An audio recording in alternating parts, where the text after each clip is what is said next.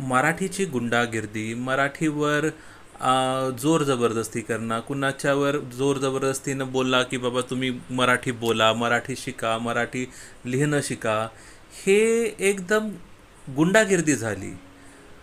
हे सगळ्यातून काय म्हणतात त्याला की एकदम बेकार परिस्थिती आलेली आहे मराठीची आणि मराठ्याची माणसाची पण, मराठी माणसाची खास. कारण असं की बघा, कोणतीही भाषा कुणावर जबरदस्ती करू शकत नाही आणि आपण तर कधीच करू शकत नाही. मराठीची शान जे आहे ते मराठी शिकण्यात आहे, पण मराठीची पुढची पाऊल तर बघा ना. मराठीचे शिक्षक म्हणा की मराठीचे विद्यार्थी म्हणा, मराठीचे कलाकार म्हणा, लेखक म्हणा, पिक्चर म्हणा किंवा मराठीचे वाहिनी म्हणा, बघा हे सगळे किती खाली आलेले आहेत.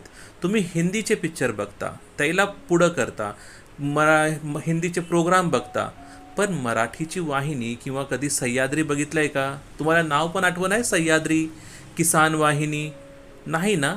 मग कशाला? मराठीचं स्टुडिओ आहे जिथं मराठीचे जे कलाकार आहेत, नवीन कलाकार, जुने कलाकार, ते सगळे नाटक करतात. हे कधी आपण पाहता? कधी पाहत नाही. नाटक आपल्याला फ्री पाहिजे, टॅक्स फ्री पाहिजे, पिक्चर. पण मराठीचे जे लेखक आहेत, तर मराठीचे किती पुस्तकं आपण वाचता? नाही वाचत. नाटकाला जाता? नाही जात. मराठीचे पिक्चर बघता? नाही. फक्त मराठी मराठी बोलून मराठीची शान वाढणार नाही.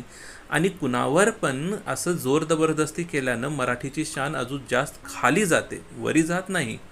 कोणतीही भाषा असू द्या, हिंदी असू द्या, मराठी असू द्या, तमिळ, तेलुगू, हे जे भाषा आहेत कम्युनिकेशनसाठी आहेत. कम्युनिकेशन म्हणजे बोलचालासाठी.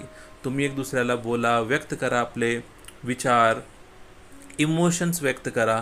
पण हे जोर जबरदस्ती करून तुम्ही तर राहणार नाही, इकडून निघून जावा. अरे कशाला निघून जायचं? भारत हे माझं घर आहे. मी आपल्याच घरातून कशाला जाऊ की मला मराठी येत नाही त्याच्यामुळं? हे सगळ्यातून वाईट प्रश्न आहे. कारण जे सगळ्यातून टॉप लेवलचे जे लोक आहेत ना, ते मराठी बोलत नाही. आणि हेच सांगा, मराठी भाषेमध्ये किती जॉब असतील, किती नोकरी असतील? तुम्ही जर मराठी शिकत असाल तर तुम्हाला जॉब आहे का पुढं? सध्या 11वी 12वी कॉलेज डिग्रीमध्ये मराठी, मला सांगा तुम्ही, इंग्रजी विषय सोडून गणित किंवा विज्ञान हे सगळे विषयामध्ये मराठी आहे का? नाही. जर पुढचं करिअरही मराठी नाही तर कशाला शिकणार?